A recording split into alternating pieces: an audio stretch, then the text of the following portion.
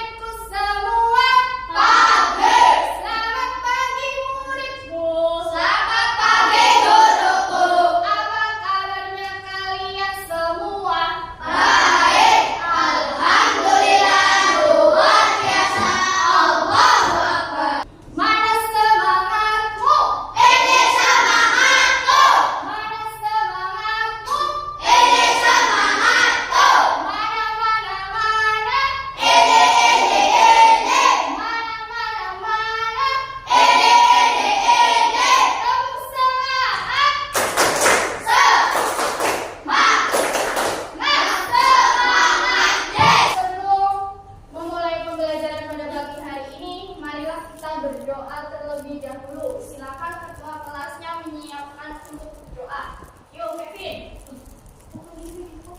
Ayo, silakan disiapkan. Siap, berdoa mulai.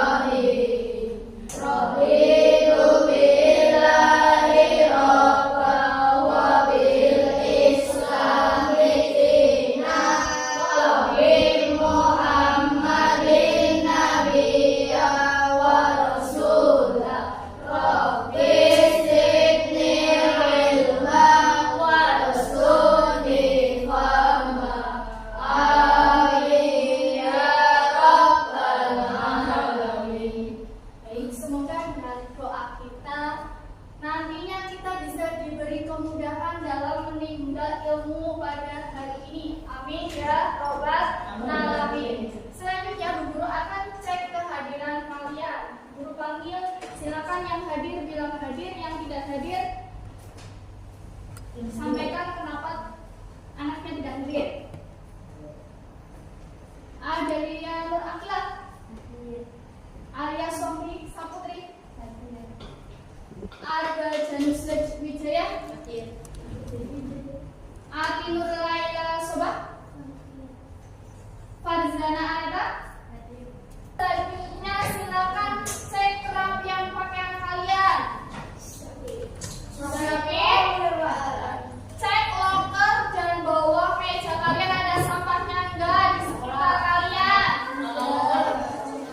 Oke, terima kasih. Kalian sudah menjaga kebersihan kelas kalian, karena kebersihan itu sebagian dari iman. Kalau kelas kita bersih, nantinya belajar pun menjadinya untuk menumbuhkan rasa nasionalisme kita terhadap bangsa kita. Mari kita sejenak untuk menyanyikan Indonesia Raya. Silakan kalian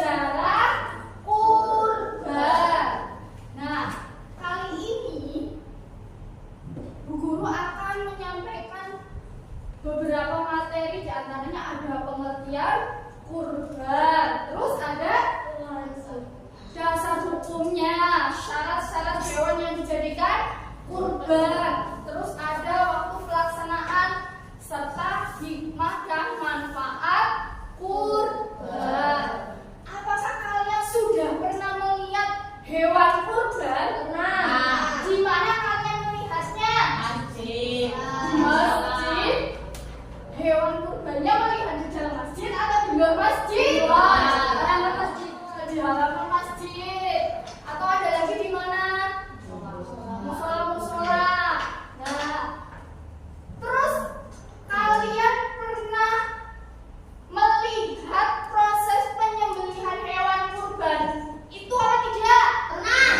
Nah, baik, Bu Guru harap nanti setelah pembelajaran ini kalian bisa yang pertama menjelaskan pengertian ibadah kurban dengan benar. Ya. Terus yang kedua, kalian bisa menyebutkan tentang dasar hukum pelaksanaan kurban. Yang ketiga, kalian bisa mengidentifikasi hewan-hewan yang sah untuk dijadikan kurban. Dan yang keempat, kalian bisa menjelaskan tata cara penyembelihan hewan kurban secara sederhana. Yang terakhir, kalian bisa menganalisis hikmah dan manfaat ibadah kurban. Sebelum masuk ke materi, coba kalian amati video berikut ini.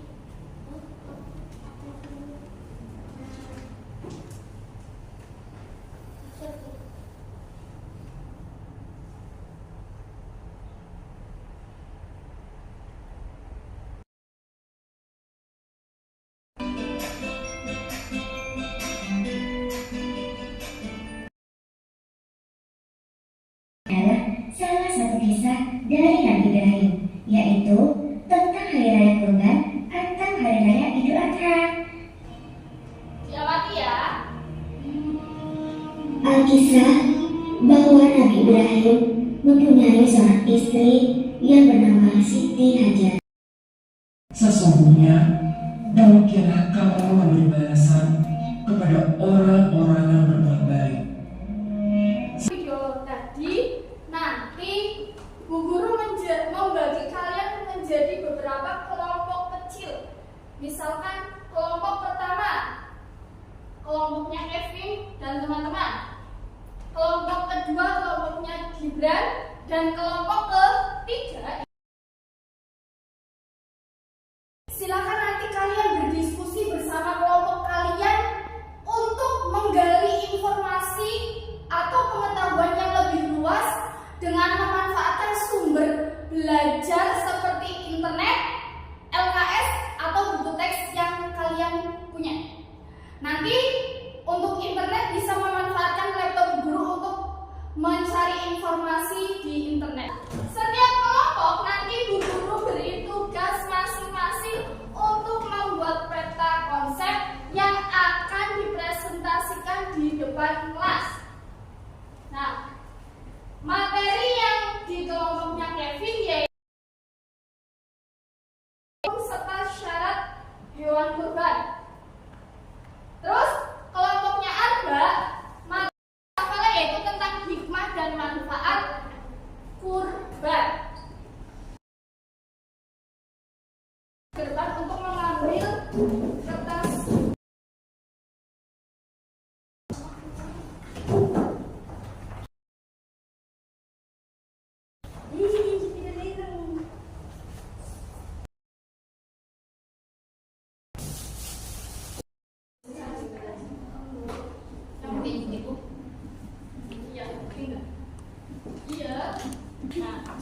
Ini nanti kamu silakan boleh kalau misalkan materi kalian tidak yang begini kurang lengkap, boleh kalian browsing di laptop lewat internet. Silakan kalian boleh bikin peta konsepnya dulu. Pertama, tata cara penyembelihan hewan kurban apa saja. Silakan. Iya, jelasnya.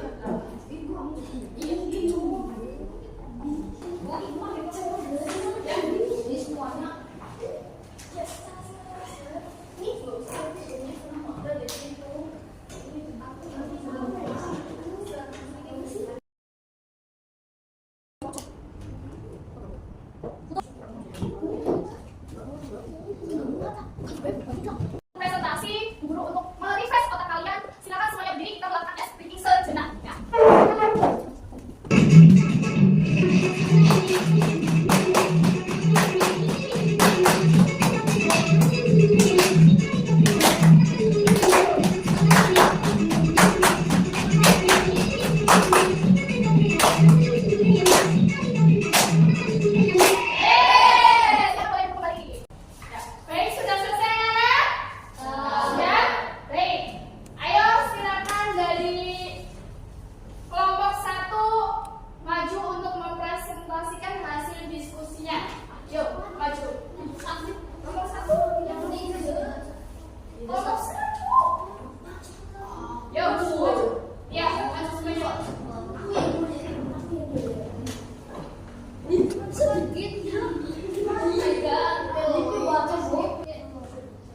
Pengertian kurban bahasa. Secara bahasa, kurban artinya mendekatkan diri. Istilah ibadah menyembelih seperti unta, menyembelih hewan ternak seperti unta, sapi, kambing, atau domba pada hari raya Idul Adha. Tadi disampaikan bahwa di kelompok 1 itu materinya tentang pengertian kurban. Kurban itu secara bahasa berasal dari kata koroba yang artinya mendekatkan diri. Nah, kalau secara istilah kurban itu adalah ibadah penyembelihan hewan kurban seperti unta, sapi, kambing atau domba pada hari tasyrik, yaitu tanggal 11, 12, 13 Dzulhijjah atau setelah sholat Idul Adha. Yuk, maju kelompok 2.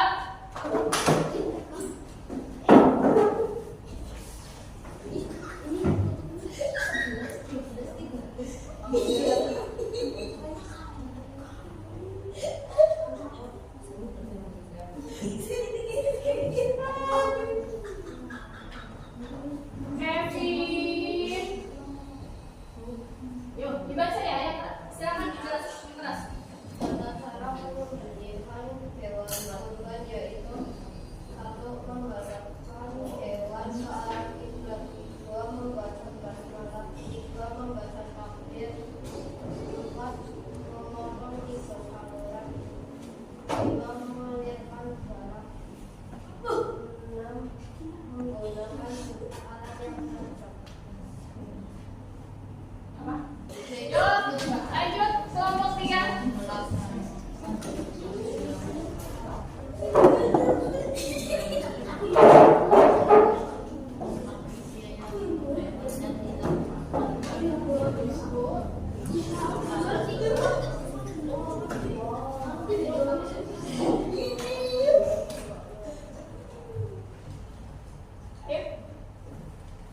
Yang keras ya.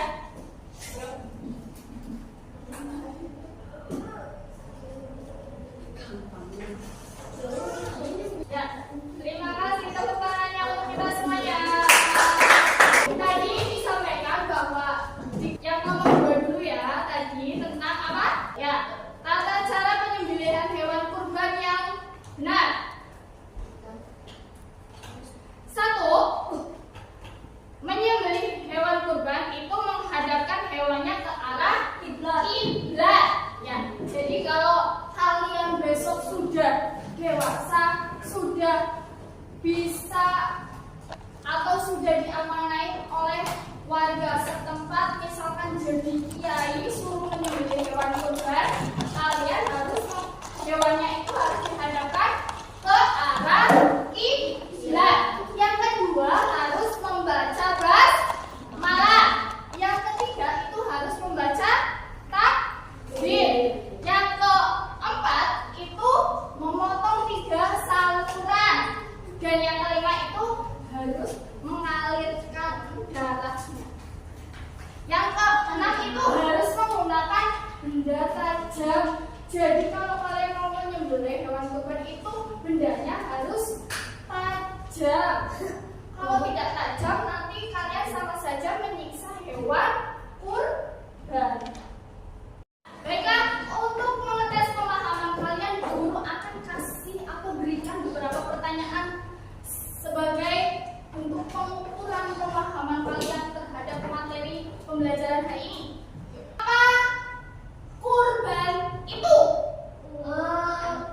Penyembelihan hewan Ya, ternak seperti unta, terus? sapi, kambing, dan domba. Oke. Ada yang mau melengkapi? Penyembelihan hewan ternak seperti kambing, domba, sapi, unta atau kerbau pada hari tasyrik atau setelah sholat Idul Adha. Terus ada yang tahu apa saja sih syarat-syarat hewan yang dijadikan kurban? Kemudian tidak berat, sasi, gemuk, sehat. Ya, salah satunya yaitu apa? Hewan ternak seperti terus kambing, terus sapi, kerbau, ya. Terus juga cukup umurnya, terus tidak cacat dan dalam keadaan sehat. Sampai di sini ada pertanyaan? Ya, ada apa? Bagaimana? Hukumnya kita berkorban sama hewan hasil curian? Ada yang mau menjawab? Bagaimana hukumnya kalau kita berkurban itu dengan hewan hasil curian? Ada yang bisa menjawab? Ya. Bagaimana? Haram atau tidak sah? Karena tadi syarat berkurban ada apa saja? Syarat hewan yang dijadikan kurban? Jenis hewan ternak, Ya. usia yang cukup, Usianya cukup, terus cacat, sehat dan tidak milik cacat. sendiri atau diizinkan. Nah, milik sendiri atau diizinkan. Jadi kalau mencuri itu termasuk barang milik kita sendiri, bukan? Bukan. Makanya kurbannya haram atau tidak sah. Ya. Sampai di sini paham? Ya. Dengan pembelajaran hari ini kalian bisa mengetahui pengertian kurban yang tadinya kalian tidak tahu menjadi tahu. Kurban itu berasal dari kata koroba yang artinya mendekatkan diri. Secara istilah kurban itu adalah penyembelihan hewan ternak seperti unta, kambing, atau domba yang dilaksanakan setelah sholat Idul Adha atau pada hari tasyrik, yaitu tanggal berapa? 11, 12, 13 Zulhijjah. Bagaimana perasaan kalian untuk pembelajaran hari ini? Senang, alhamdulillah. Ada materi-materi atau pengetahuan barukah yang kalian dapatkan pada pembelajaran hari ini? Iya. Ada? Ada. Di antaranya apa? Mengetahui pengertian kurban. Oke. Kevin mengetahui pengertian kurban. Gibran? Syarat-syarat. Syarat-syarat hewan kurban. Hukum? Ya. Arba? Penyembelihan hewan? Ya. Safalah? Hal baru yang kamu dapat pada pembelajaran hari ini? Manfaat berkurban.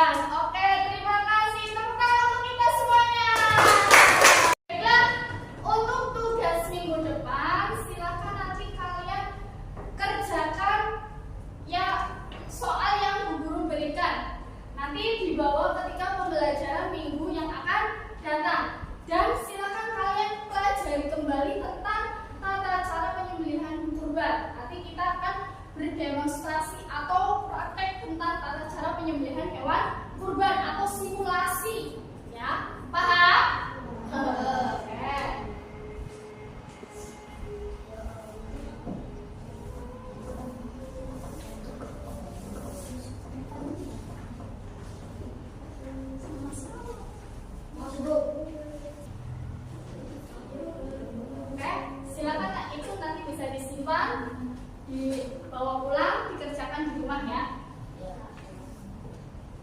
Pesan dari guru dari pembelajaran hari ini, jika kita memiliki sesuatu yang lebih dari apa yang kita butuhkan, silakan berbagilah kepada sesama untuk meningkatkan rasa syukur kita atau sebagai bentuk wujud rasa syukur kita terhadap Allah Subhanahu wa Ta'ala. Ya, dari Bu Guru mungkin itu yang dapat Bu Guru sampaikan.